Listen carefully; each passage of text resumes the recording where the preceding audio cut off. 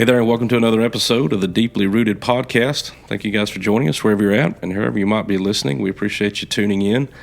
If you haven't done so already, make sure you hit that subscribe button and like. You can leave us a review as well. That'll help us out tremendously. And the best way to get the word out is to share it with others. So whether that be face-to-face or text message or online through social media, we'd appreciate all the support that you can give us and the prayers. We've been going over 250 years of Christianity here in America, and we're going to wind down this series with our last episode here. We are pleased to have the pastor of Crossway Baptist Church here in Gate City, Virginia. We're actually recording from their church, so we appreciate Pastor Aaron Edens for being on the podcast. Thank you for joining us. Good to be here. Thanks for having me. Aaron's been on before, so if you haven't done so, go on back there on our YouTube channel, and you can find that previous episode where he's been on multiple times before.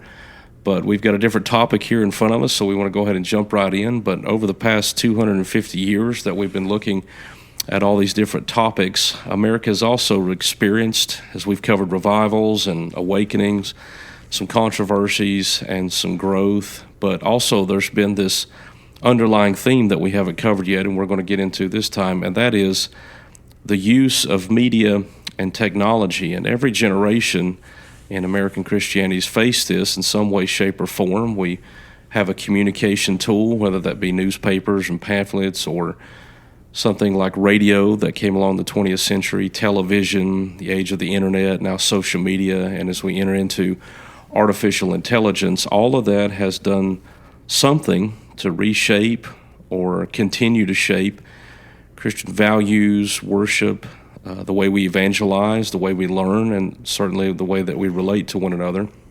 And so we're going to look at that story and discuss that these tools, whether they've strengthened, hurt America, or somewhere in between. And so we want to start with the printing revolution.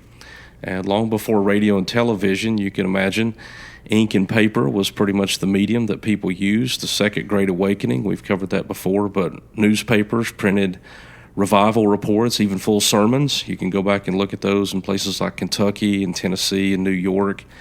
Tract societies began to distribute what eventually would amount to millions of pages of Christian literature. And then you've got the American Bible Society, founded in 1816, which was pretty much advanced to try to put a copy of the Scriptures in every home. And so we want to start with this question for you, Aaron. Why do you think it's so important to get the written word and Bible teaching into people's hands and homes? Well, Ephesians 2, verse 8 and 9 says, "For by grace are ye saved through faith, and that not of yourselves. It is the gift of God, not of works, lest any man should boast." And the "it" there is faith. Faith is God's gift. It's not worked up. It doesn't come from within.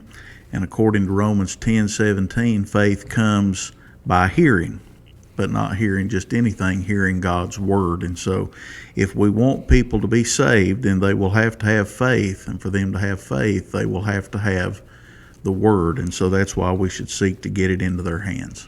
Yeah, and I think people certainly knew that back in that time. You could actually go back and see, particularly like a Charles Spurgeon. I know he wasn't an American, but you look at that back in the 1800s, printing full sermons of the man so that people could have that distributed. And people have done that for ages, really. I mean, you can grab books and pamphlets of things of individuals, and you think about the works of the Gideons today, still distributing the word of God. You go into prison systems and jail ministries and on and on and on. Tracts are still handed out in large distributions, fairs and different get-togethers. I know we have, local celebrations, whether it be town celebrations. A lot of that's going to go on this year, 250-year celebrations, July 4th.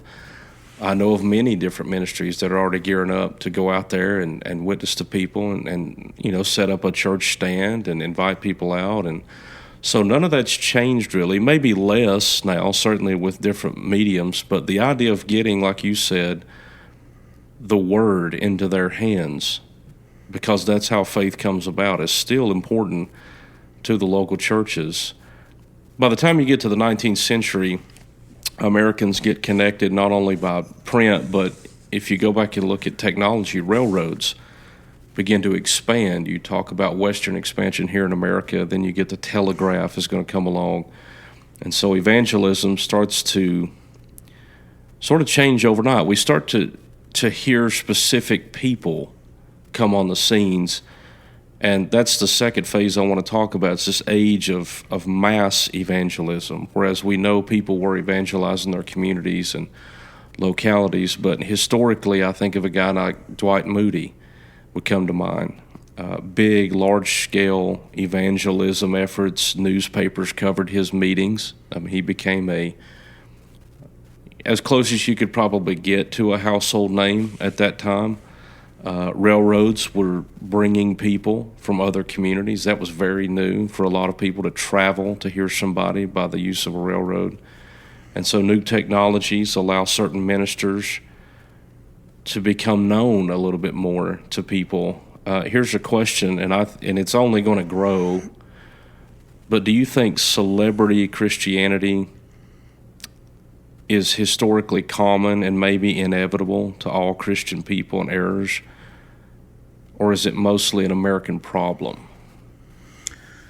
That's a good question. I believe the answer is that it is actually historically common. Yeah. If you look at what 1 Corinthians 3 says in verses 4 through 7, Paul talks about how the Corinthian church, and they were immature, Right.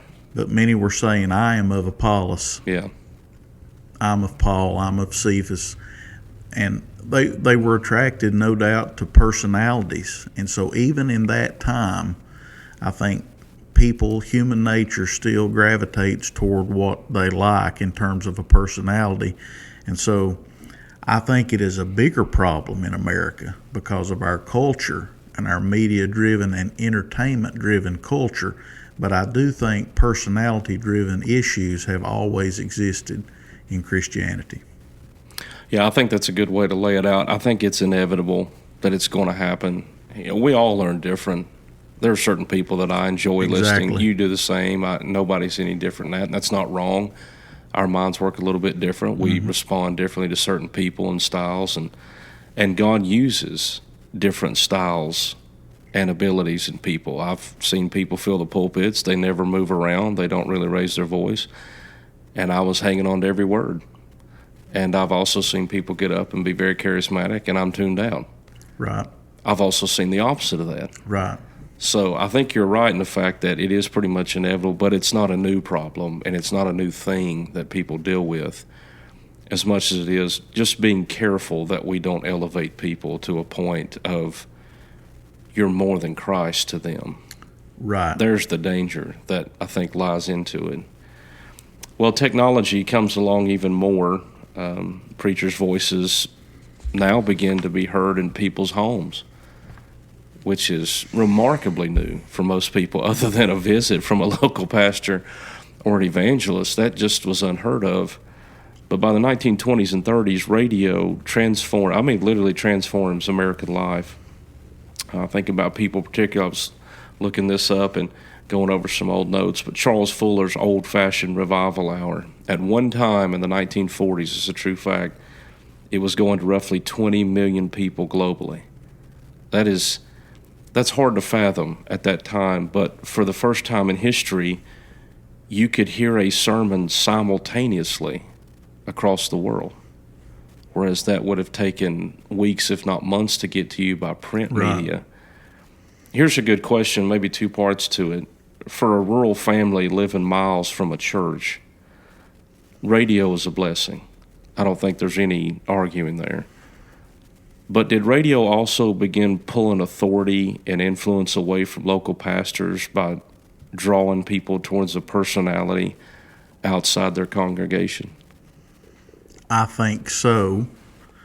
If you go back and research someone like Reverend Ike from New York City, you can look online and find a lot about him.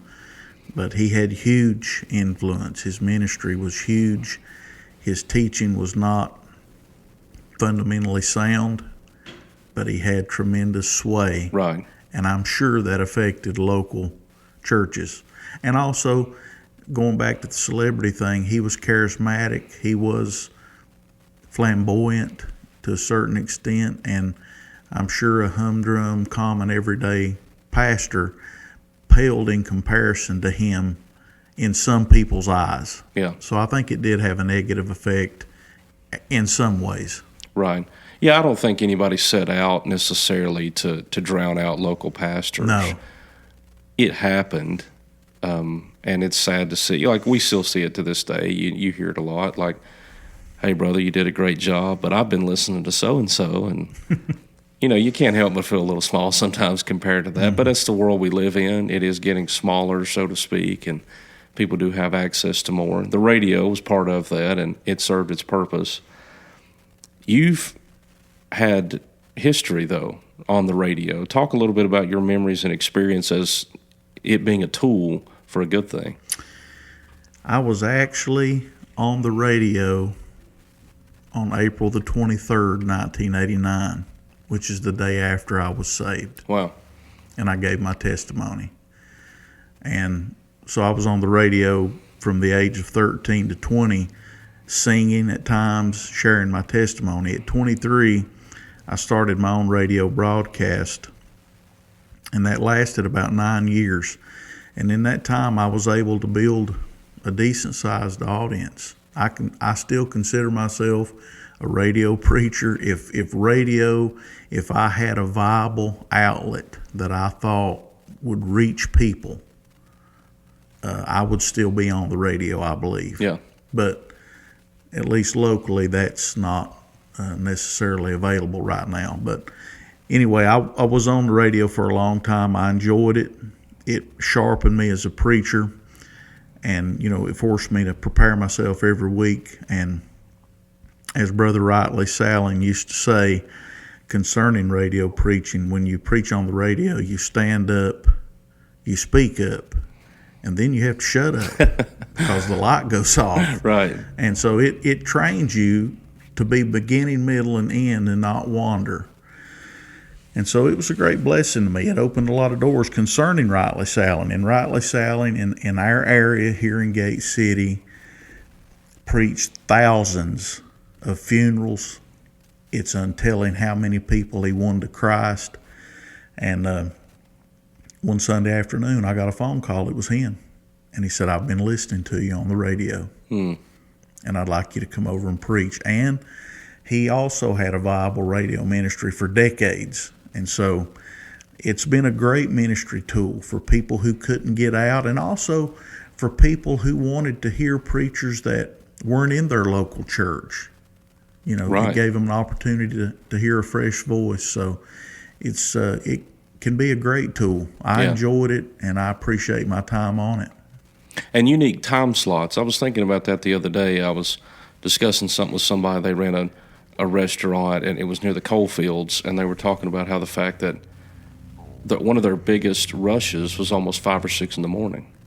Guys coming off of night shift, and they would hit the local diner there for breakfast before they went home, and basically got a nap and got ready to go back at it again later on that afternoon at the shift that they were working. But I'm confident on the way there, the radio was on in the car. I'm sure, yes. And not a common church time. Evenings, I can remember driving to college. I would have night classes.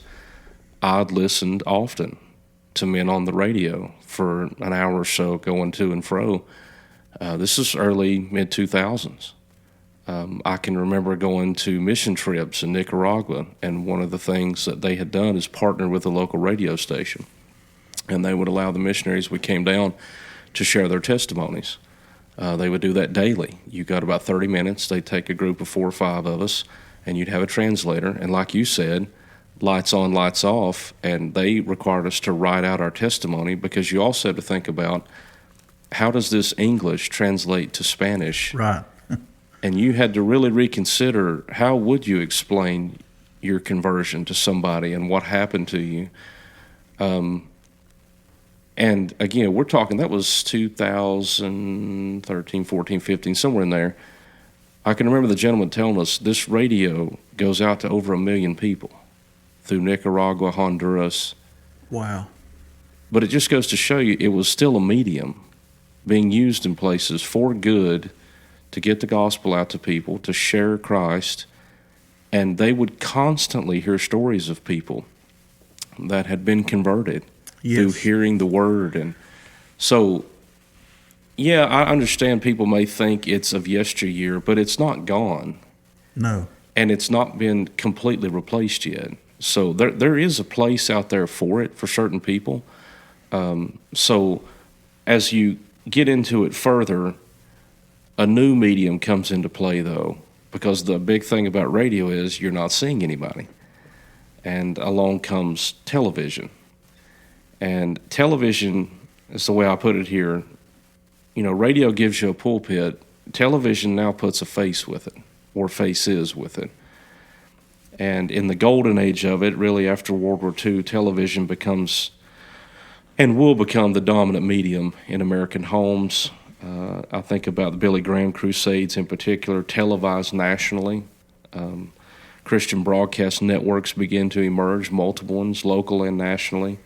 Millions start not only hearing but seeing preaching and these faces that go with it. And they're not in tents or sometimes even in churches anymore. Sometimes they're in studios, sometimes they're in stadiums in different places. What do you think television's impact on Christianity is, and do you think the story's more positive or negative?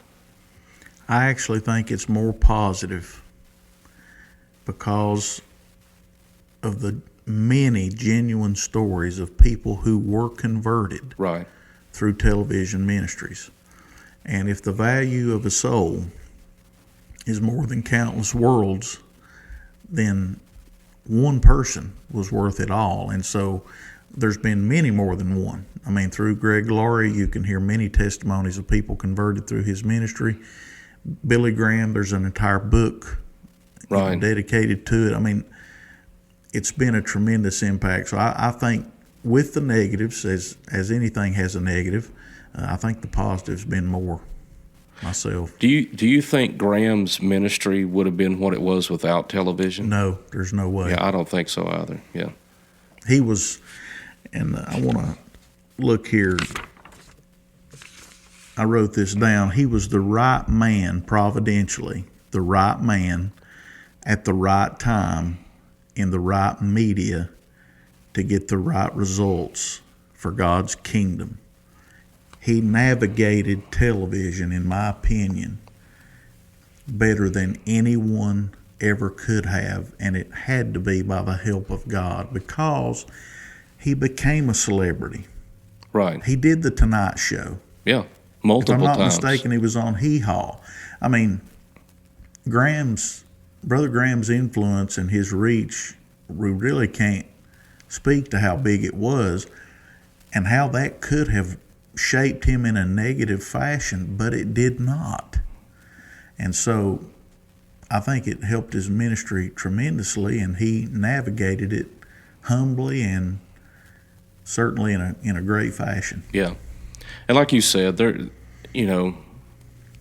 also the other side of the story. Yes. And Graham's not the only one to have used television, I think, for positive. We could go down the list. I don't want to go off on a rabbit trail on all those guys, but there are others that did it well. Maybe not the platform that he had or the national recognition or international recognition, but television also gives rise to what we would eventually call the televangelist. That's a term that gets coined late in the 20th century. It begins to go into homes, and Christian networks begin to get started. Scandals, you could talk about Jim Bakker or Jimmy Swaggart in the 80s. They start to shake a lot of public confidence, and they become the butt end of a lot of jokes and a lot of negative media about folks, both on TV and their local churches. The question, I think, and you can go as far as you want to here, what lesson do we need to learn from those scandals? This is an interesting topic. I probably know more about televangelists than anybody should. I've read several books, many books actually, about many of these types of people, but I did jot down some lessons that I think, and these are in no certain order, but some lessons we can take from these televangelist scandals. Number one, men of God are just that. They are men. Yeah. They're human beings. Number two, TV ministers will not visit you in the hospital or conduct your funeral. A local pastor will do that. Right. And I think people need to remember that the televangelist is on television, but when crunch time comes, you'll be calling brother so-and-so that's down the road. Yeah. Number 3, the power of the gospel is in the preaching of the cross, not a particular personality. Going back to your first question, celebrity many times confuses people as to what actual power is in the pulpit. Number 4, the potential for harm is great, but at the same time, the potential to help people is great also. Number 5, great failure does not mean that they were completely fake. And I think people oftentimes fall on the extreme one way or the other with television ministries. Some people believe everything they hear. Some people believe nothing they hear. They think everybody's fake, and some people think everybody's real. Well, that's not true. Right. And concerning the 2 men that you mentioned, and I've read several books about both men and written by both men. If you think about Swaggart and if you think about Baker, a lot of people criticize them having never really listened to them. They only hear sound bites that, though they may be incorrect, it doesn't represent the totality of what that person has ever preached or taught. And when you think about somebody like Jimmy Swaggart, I have never heard anybody preach from the Old Testament in particular better than him. And I have listened extensively. I'm not just talking out of, a time or two. I've listened to him. And so these men, they were involved in scandals, but the overall point I'm trying to get at is through the means of television, God still did use them to do some good. I think we shouldn't, as the old saying goes, throw out the baby with the bathwater. And actually, one time, Billy Graham was asked, how does it feel to be the man that has won in modern times the most people to Christ? And his reply was, I don't know. You'll have to ask Jimmy Swaggart. That's a pretty telling endorsement. Yeah. As I said, that doesn't mean I agree with everything Jim Baker or Jimmy Swaggart ever said or did. Obviously, I don't. But I think from those scandals, we need to realize, just like we need to realize in our everyday lives, people aren't perfect. And if you judge someone only by the negative, you may totally miss some great positives that they actually brought to the forefront too. So that's my rambling answer on the televangelist era. Well, as influential as television was, and it was and still is, it does get surpassed almost in record time. If you go back and look at the numbers as information and technology comes around in the internet age, it's remarkable how quick television becomes a second place medium.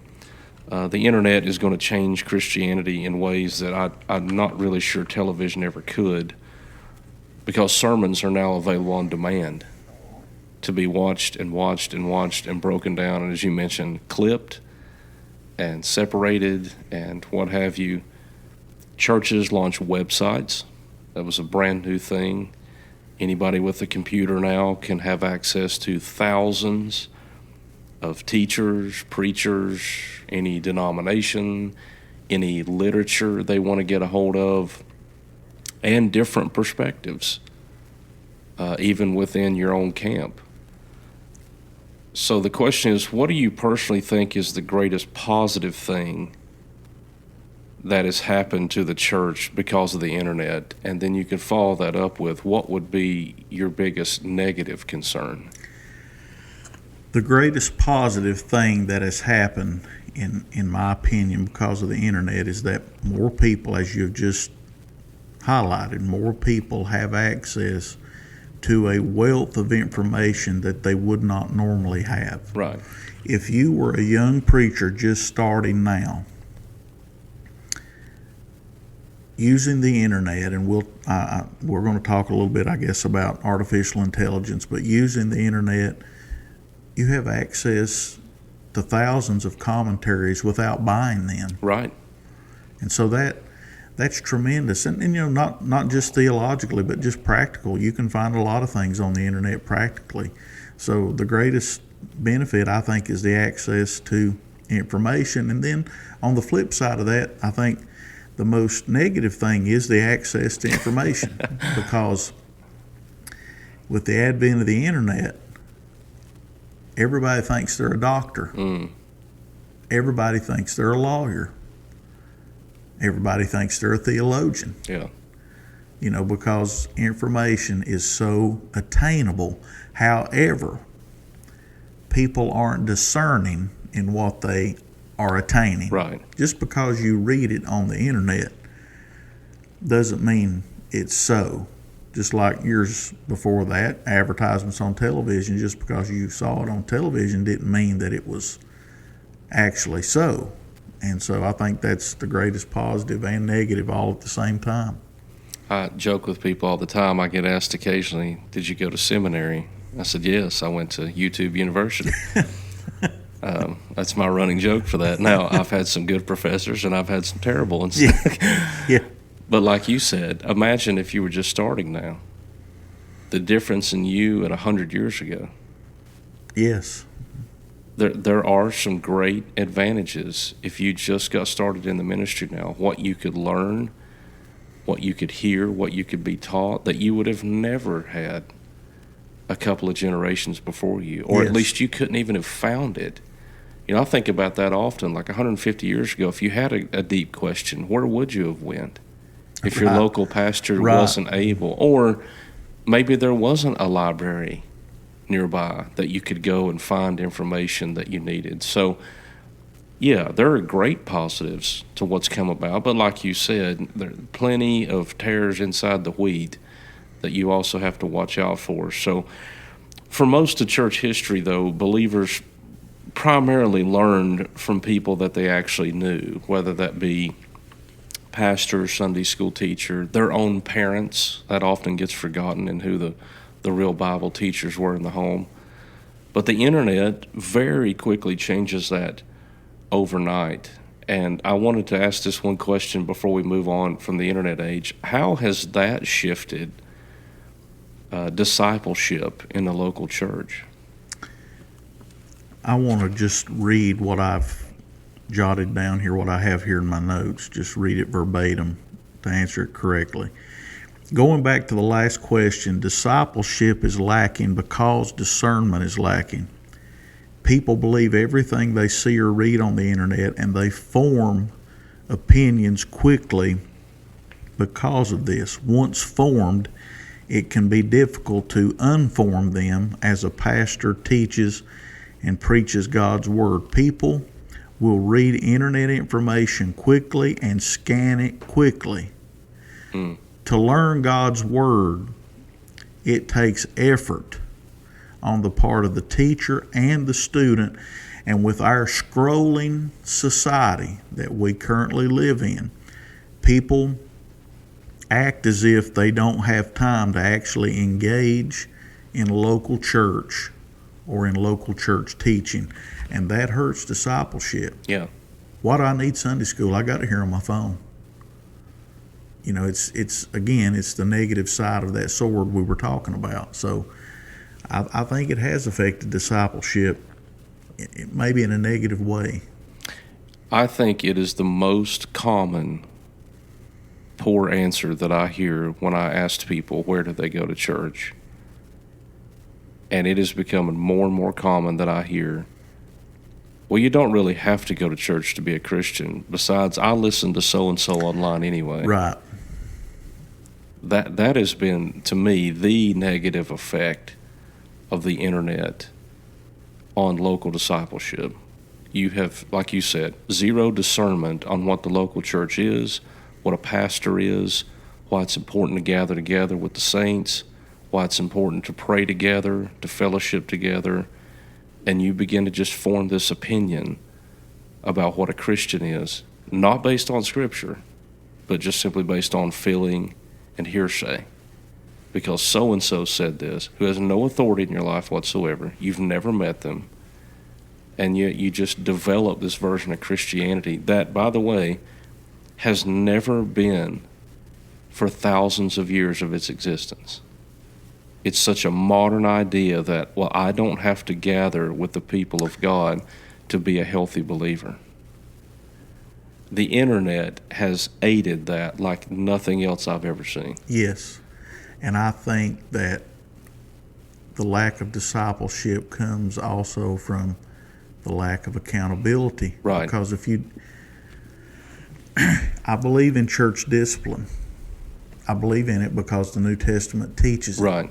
Well, if you're not part of a church, you can't be disciplined. And church discipline doesn't simply mean being excommunicated. Exactly. There's discipline in actually hearing the word on a routine basis and knowing that people are looking out for you and they're looking for you.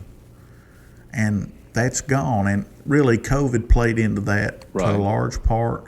And you're right. People today, their church is their phone. Yeah. And I understand church hurt. I wrote a book on it. We did a podcast on it. I understand it. But that doesn't negate Hebrews 10, Exactly. not forsaking the assembling of yourselves together, as the manner of some is, but exhorting one another. You can't exhort listen, you can listen to somebody and say, well, I'm being exhorted, but who are you exhorting? Exactly. We exhort each other.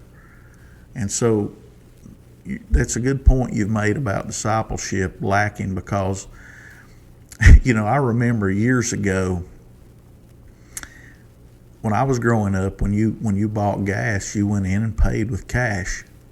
And I can remember someone actually saying, I went to the gas pump the other day and I had to use my debit card. I think that's leading to the mark of the beast. People, Right. people, they think this is going to be the mark of the beast. And so we're looking for technology to always be this ultra evil Antichrist type thing, but it's much more subtle than that. Yes.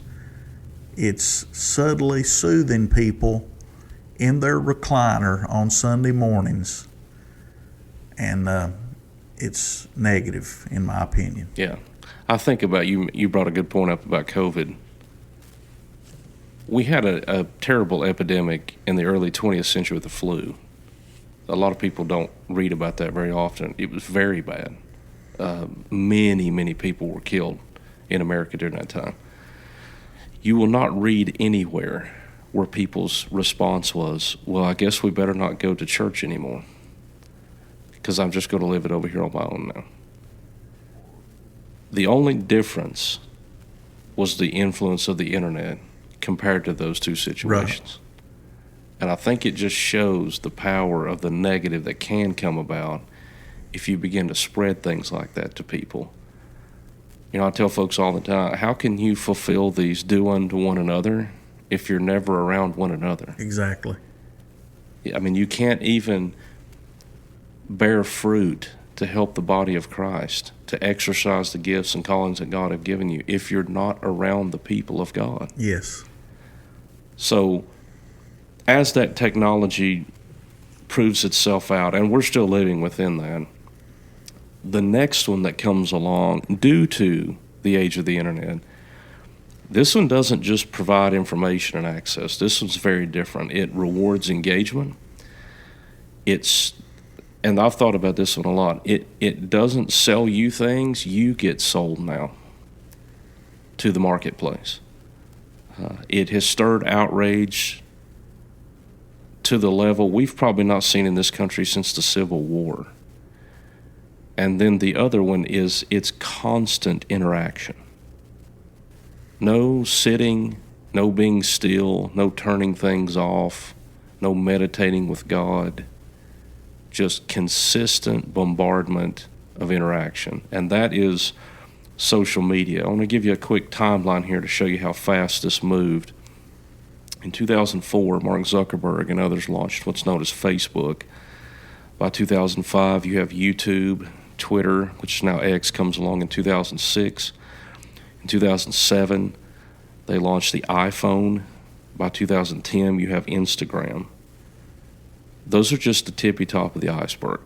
There are many, many more that have came about since then. And within a generation, every church and ministry is now navigating a world of algorithms. I don't even hear that term growing up. Now it's on everybody's mind. Viral trending, influencers. We hear that as if it's an occupation now. That there are people literally looking to do that as a job. Here's a question for us to consider. How would you grade social media's influence on American Christianity right now? Well, I'm usually a middle-of-the-road person on things like that, and I would give it a C because it can be very good or very bad, just like everything else we've said. I mean, before COVID, I felt impressed by the Lord. I actually came out here to the church 40 days in a row, and I prayed. And I would, after that, I would go home and I would get on Facebook and actually post the prayer, the scripture I based the prayer on. And I really engaged with a lot of, people that didn't go to this church, a lot of people. So that was good. And then I felt like maybe we ought to get the cameras installed here and start streaming, and we did. And that was in the fall of 2019. And so by 2020, we were ready to go when everything was shut down. At the same time, even in the church world, I see preachers who have, it grieves my heart, the influence they have over people. And they are totally wrong, wrong-spirited. And it saddens me that social influence has given these people that kind of hold on other people's lives. Right. So there's good and bad. Yeah, I can remember when you all began to launch that, we were here, and really the only medium to connect with people during that time. Yes. Almost roughly a year and a half, and tough, navigating uncertain waters, and yet that medium, if you think about it, was a lifeline. Yes, it was. And it's crazy to think about that now, but it really was. People looked forward to hearing the word because they knew churches weren't meeting, people were being cautious. And again, so many unknowns. I feel bad for pastors during that time. Just they got through under the bus. They were like anybody else. They didn't know. And they were trying to care for people and love people and shepherd the flock the best way that they knew how. And one of the ways that came out of that people were helped was by using social media to share the word, to still encourage people, to let them know you were praying for them and publicly pray for them. Has it changed the way you approach ministry? It has. That was a good question for me to ponder. And we've discussed the negatives, but I think it's helped me personally because it's allowed me to reach other people that I otherwise would not have reached. I would say it's given me a more positive outlook on how my ministry can reach out. It's easy to get discouraged if you're not on national television, as you mentioned earlier. People, I listen to so-and-so, they don't put value maybe in local ministries. So the fact that this lets you get outside the walls of your church and interact with people and help people, that has helped me personally to know that I can do that. And I'm shocked at times, the people that I've heard from. I'm shocked that they have listened. And there's, and I just discussed it, and I meant what I said, and I believe it. We need the local church. At the same token, there are people, they are not coming back to church. At least not anytime soon. Right. I can reach them where they are, and I've been shocked at the people that I have been able to reach in that fashion that I never anticipated my ministry would ever touch. And so it's given me a more positive outlook in my approach to ministry that, hey, God's given us something that we can use to help people Right. and to grow our ministry. So, we'll just trust the Lord to do the rest. Yeah, I'm with you. I have, in large part, not everything, but in large part, have had a positive experience with it.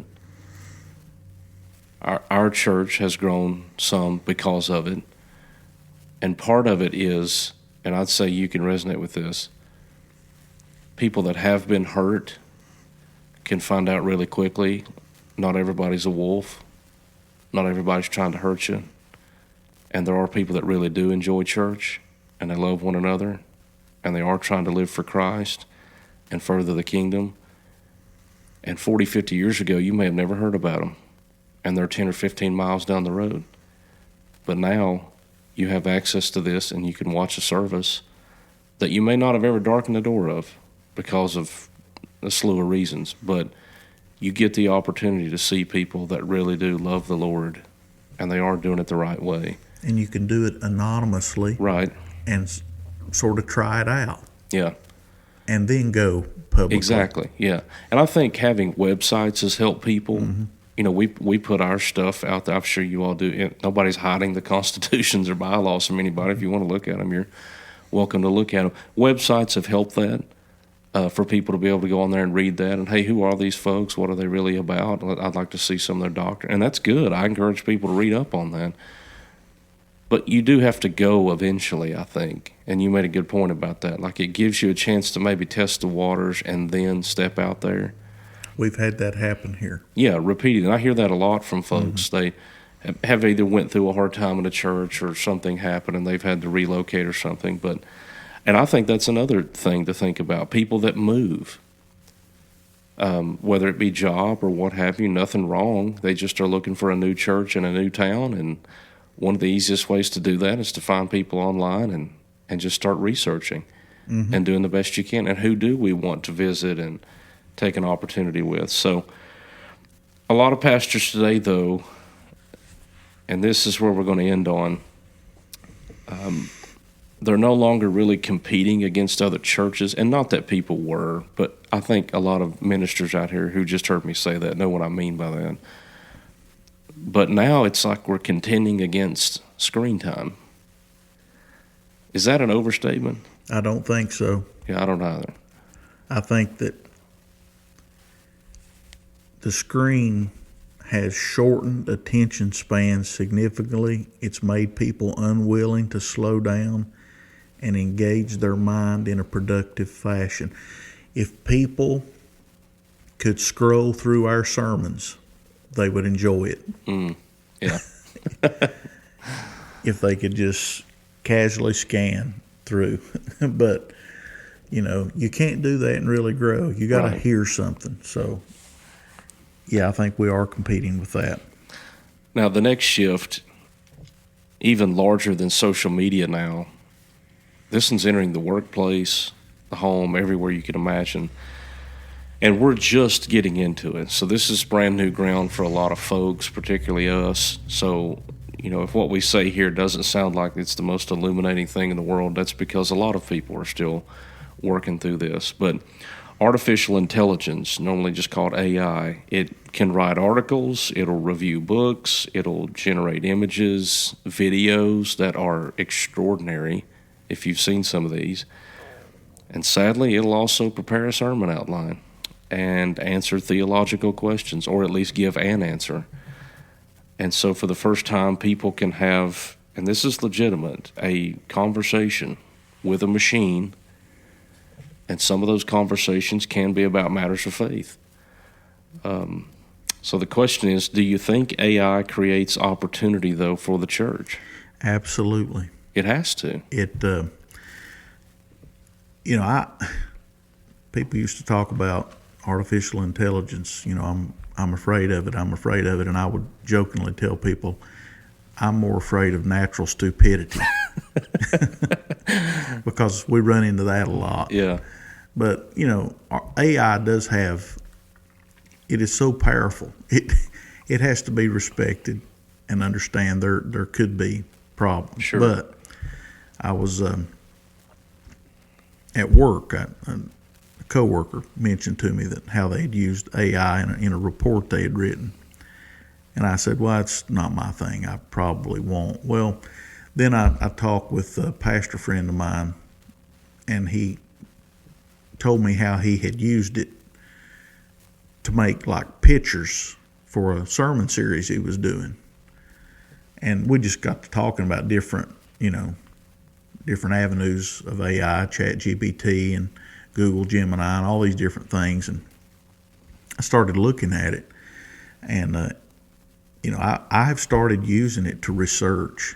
I mean, you can compile 5 commentators in 30 seconds. Right. And years ago, it would have taken hours.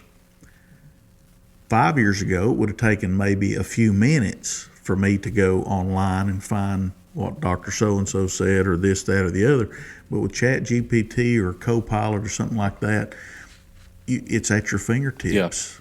Yeah. You can define the Greek and Hebrew instantaneously. And like you said, it will create sermon outlines. I'm totally opposed to that. Yes.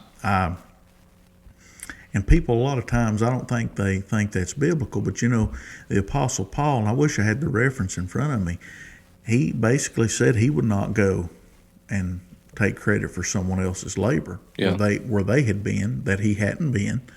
And so I don't think we ought to steal things, and I don't think we ought to rely on a machine to give us what God is going to give us if we are called. Yeah. So it can breed laziness, but it can also make us more efficient with our time and sharpen us up in that regard. So I think it's powerful, and you could use it to create Sunday school material. You can use it to create VBS material if you want to, without buying a bunch of stuff. It's powerful, but there is the negative as well. Yeah. Yeah, I'm with you. I don't think it replaces the effort that you have to put in to actually digging. But I'll say this, and I'm not throwing anybody under the bus here. I'm not going to use names, but and by all means, I am no, I am not Tolkien, I am not Lewis, I am not Shakespeare. But I really utilize social media mainly as a way to communicate theological things to people. And people ask me all the time, why do you post so much? And my response is real simple. I find it to be a fascinating mission field, and I think more people should look at it that way. I'm not really concerned with interacting with people about the ball game. I don't care. I can get that on the news anywhere I want. What I'm looking at is who's going to put the light out there to people. And I bring that up because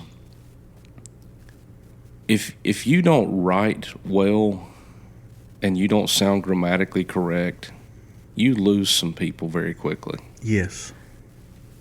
I don't think there's anything wrong with running that through AI to make sure that you got yourself in a good literary state to sound better, more comprehensive. Again, I'm not telling you to let it write for you. That's not what I'm saying. What I'm telling you is, do you need to change that comma, punctuate somewhere else, and learn to do things better than you had been before? It can do that and help you do that. Now, I know that's very small potatoes compared to a lot of things, but like you said, you also have to be careful, though. And I think, and it's out there, and people can go research this, and it's sad, but there are pastors that are using it. Yes. And I'm afraid they're going to be held accountable for that, as they ought to be. Yes. It's lazy, and the Bible does condemn laziness often. Yes. And I don't think that gets talked about enough. You do no service to your folks by giving them something that's been generated as opposed from your heart to them. Because in my mind, if I knew that my pastor was getting his sermons from AI, my first thought is, why doesn't he care enough about us to get into the Word and pray that God would give him something for us because he knows us? I was at a pastor's get-together not too long ago, and I was asked to teach on something, and the thing I brought forward was to shepherd the flock among you. It's easy for me to look at so and so down the road and think, they should be doing such and such, and I can't believe they let that get away. That's not what I'm called to do, though. I'm called to pastor the people that the Lord put in front of me, and to love them the best that I possibly can, and to teach them the Word as best as I possibly can, and to leave the results with God. Yes. I can't do that well if I'm letting somebody do it for me in a machine, let's say it that way. That's not shepherding the flock among me. No. And I think that's one of my big concerns with AI is that, like you mentioned earlier, you just get away from your responsibilities and accountability. Yeah, we could do a whole podcast on laziness in the pulpit. I mean, it shocked me. More than one time I've had people, I've preached and had other preachers say, I'd like to have your notes on that. And I preached a funeral with a guy once, and he said, I'm going to steal that one. And I just thought, why? Yeah. Why don't you get in the book yourself? It's shameful. People ought to dig in there and let God speak to them. God's got something to say. Right. And God's got something to say to your church. He's got something to say to my church. Exactly. And if I'm the elected pastor there, he wants to say it predominantly through me. And so I know my sheep. I know what they're going through. And, AI doesn't know that. Exactly. See, AI won't make a hospital visit at 2 a.m. Nope. AI, you can't get AI to come and do the graveside service. And so it is a tool. And as I told someone the other day, a hammer, you can drive a nail with a hammer, or you can hit somebody in the head with it. Yeah. And AI is the exact same way. Right. You can drive some nails, or you can hurt people, and you can hurt yourself. So I think we ought to use it wisely. Right. And you mentioned it before. I mean, if somebody wants to design their church logo with it, by all means. If you want to come up with your VBS theme picture, have at it. I don't think there's anything wrong with that necessarily, but when it replaces ministry, you mentioned the hospital visit. AI is not going to cry with you. No. They're not going to pat you on the back and give you a hug. No. People need that. Yes. AI is not going to get down and pray with you. No. That's the difference. 250 years here, moving from the printing press to all the way to AI, and every generation's embraced all the different technologies, and we still are. And we've also struggled with them. And here's a final question for us. Do you think all of this technology and media has strengthened, weakened, or has it been a mixed bag for American Christianity? I thought about this, and so this is the way I want to answer the question.